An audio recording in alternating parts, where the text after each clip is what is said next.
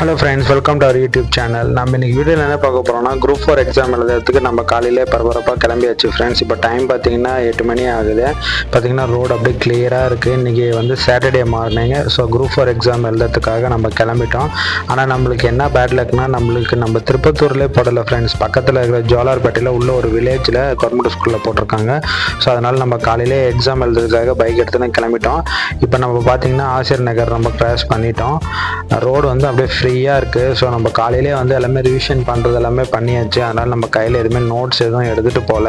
நம்ம டைரெக்டாக போகிறோம், அங்கே எக்ஸாம் எழுதிட்டு அப்படியே ரிட்டர்ன் வர்ற மாதிரி தான் பிளான் பண்ணியிருக்கோம். ஸோ டிஃபன் கூட வந்து அங்கே போகிற வழியில் எதனா ஒரு ஹோட்டல் மாதிரி இருந்துச்சுன்னா அங்கே சாப்பிட்டுட்டு போயிடலான்ட்டு தான் போயிட்டுருக்கேன். முதல்ல நம்ம எதனாலும் ஸ்பாட்டுக்கு ஃபஸ்ட்டு போயிடலாம் ஃப்ரெண்ட்ஸ். வாங்க இந்த வீடியோவில் பார்க்கலாம்.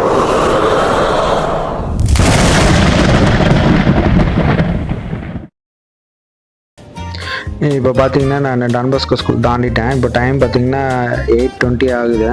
நம்மளுக்கு வந்து 9 o'clock நம்ம அங்கே இருக்கணும்னு சொல்லியிருக்காங்க. ஆல்மோஸ்ட் நம்ம போய் ரீச் ஆகிடுவோம் ஃப்ரெண்ட்ஸ். இப்போ என்னென்னா சாலைநகர் கோயிலை தாண்டிட்டு நம்ம அப்படியே போனாலே ஈஸியாக போயிடும். இதுதான் பார்த்தீங்கன்னா இந்த மெயின் ஜங்ஷன்.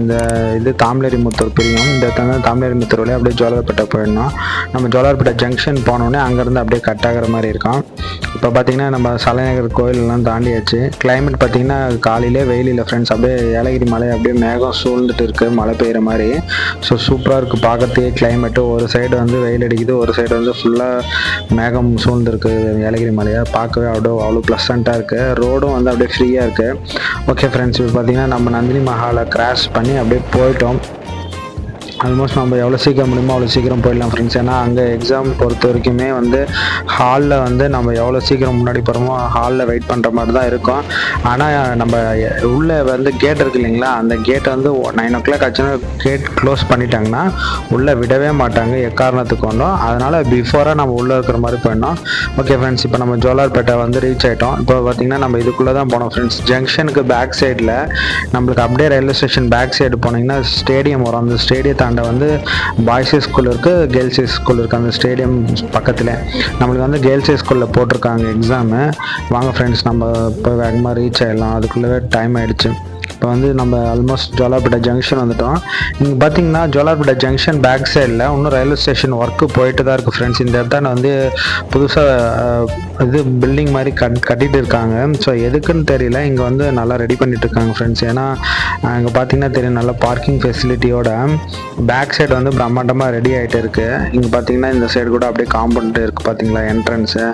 இங்கே வந்து பார்க்கிங்கு தான் நினைக்கிறேன். ஆனால் அந்த பில்டிங் வந்து ரெடி ஆகிட்டு இருக்கு, நல்லா சூப்பராக ரெடி ஆகிருக்கு ஃப்ரெண்ட்ஸ். அது என்னத்துக்குன்னு தெரியல. ஆல்மோஸ்ட் ஒர்க்கு கம்ப்ளீட்டாக முடிஞ்சால் தான் நம்ம அது எதுக்காக இது பண்ணியிருக்காங்கன்ற மாதிரி ஐடென்டிஃபை பண்ண முடியும்.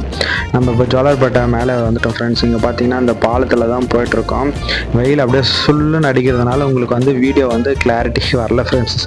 வெயில் அப்படியே சுல்லுன்னு அடிக்குது. ஓகே, நான் அப்படியே கீழே இறங்கிட்டு காட்டுறேன்.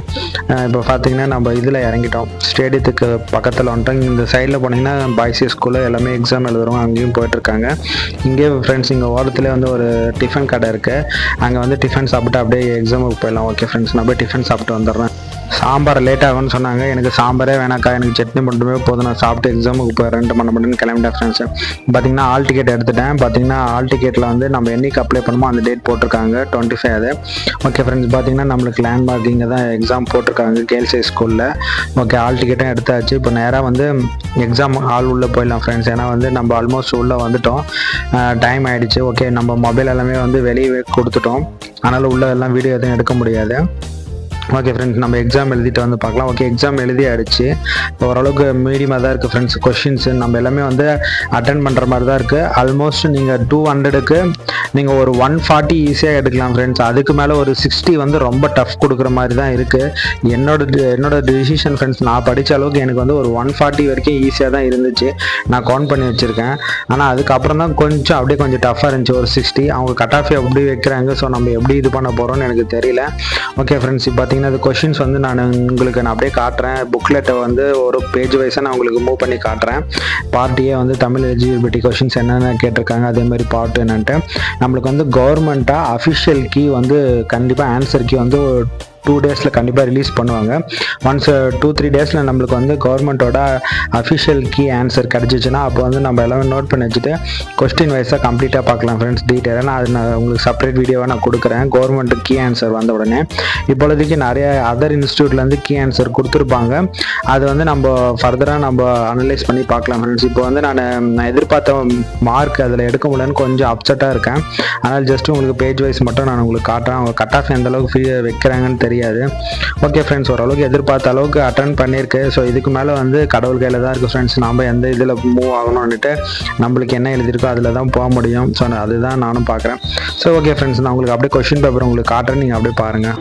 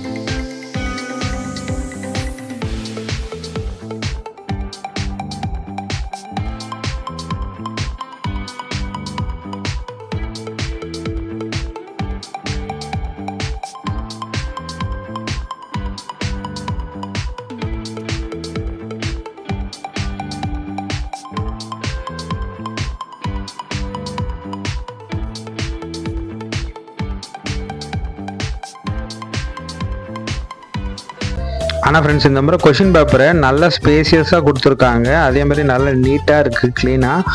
ஸோ நல்லா ஒர்க் ஸ்பேஸும் நிறைய கொடுத்துருக்காங்க. ஓகே ஃப்ரெண்ட்ஸ், அவ்வளோதான். நான் எழுதின எக்ஸாம் எழுதின ஸ்கூல் தான் ஃப்ரெண்ட்ஸ். நான் இப்போ எல்லாருமே எல்லாம் கிளம்பிட்டாங்க. ஆல்மோஸ்ட் நானும் அப்படியே கிளம்பி வந்துட்டேன். நான் மொபைல் ஒரு வெளியே கடையில் கொடுத்து வச்சுருந்தேன், அவங்ககிட்ட வந்து வாங்கிட்டேன். ஓகே ஃப்ரெண்ட்ஸ், நான் இந்த வீடியோ பிடிச்சிருந்தா மறக்காம யூடியூப் சேனல் சப்ஸ்கிரைப் பண்ணிக்கோங்க. தேங்க்ஸ் ஃபார் வாட்சிங் வீடியோ. உங்கள் பொண்ணான கையை கொண்டு அந்த பெல்லில் தட்டிடுங்க. அவங்களுக்கு சப்ஸ்கிரைபர் 5-10 ஏறுனா அவங்க மனசு சந்தோஷப்படும்.